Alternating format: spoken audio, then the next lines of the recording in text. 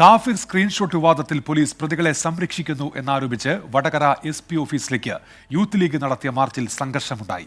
Barricade മറികടക്കാൻ പ്രവർത്തകർ ശ്രമിച്ചതോടെ police നിരവധി തവണ ജലപീരങ്കി പ്രയോഗിച്ചു. പോലീസും പ്രവർത്തകരും തമ്മിൽ ഉന്തും തള്ളുമുണ്ടായി. മുസ്ലിം ലീഗ് സംസ്ഥാന general secretary PM A Salam March ഉദ്ഘാടനം ചെയ്തു. പ്രതികൾ ഉടൻ പിടികൂടിയില്ലെങ്കിൽ സമരത്തിന്റെ രൂപവും ഭാവവും മാറുമെന്ന് PM A സലാം പറഞ്ഞു. ഈ കാഫിർ ഷോട്ടിൽ ഞങ്ങൾക്ക് അവസാനമായി പറയാനുള്ളത് പ്രതികളെ കണ്ടെത്തണം. ബോധപൂർവം പ്രതികളെ രക്ഷിക്കാൻ പോലീസ് ആർക്കു വേണ്ടി കളിക്കുന്നു, ഒളിച്ചു കളി കളിക്കുന്നു എന്നറിയേണ്ടതുണ്ട്. ഇത് ഞങ്ങളുടെ അവസാനത്തെ മാർച്ചൊന്നുമല്ല. ഇനിയും കാര്യങ്ങൾ 5 മാസമായി.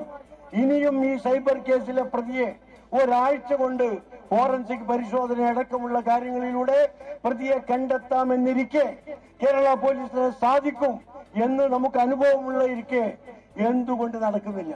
ഇനിയും ദീർഘിപ്പിച്ചാൽ സമരത്തിന്റെ രൂപം മാറും, സമരത്തിന്റെ സ്വഭാവം മാറും.